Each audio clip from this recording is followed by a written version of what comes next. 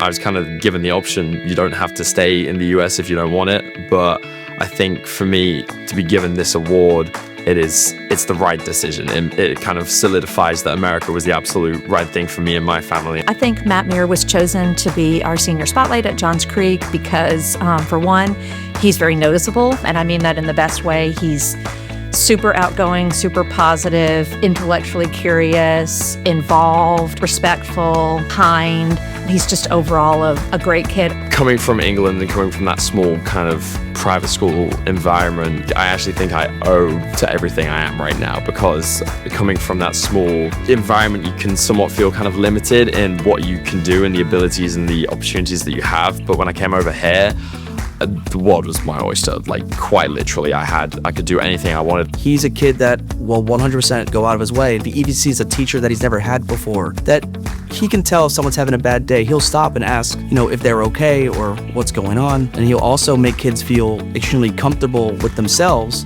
that they don't feel like they have to shy away from being who they are. I had him in U.S. history, and a lot of that was new to him because he's British. But what I liked about him and what I think he does for our culture is he seeks to understand, not to memorize. He truly wants to know things and to apply. I told my dad, Johns Creek has an amazing soccer program, and soccer was what I did in the UK to quite a high standard. And I told my dad, I was like, yeah, American football. He was like, really? I was like, yeah, really. And for me, that was just kind of a culmination of, 3 years of a lot of sweat, a lot of blood, a lot of tears, and not actually a lot of people see until the Friday night games.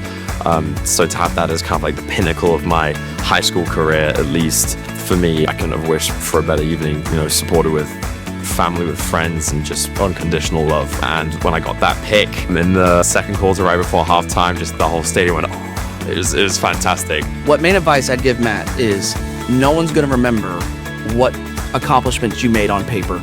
They're always going to remember who you are as a person. So just keep being who you are, and people will remember you in a positive light.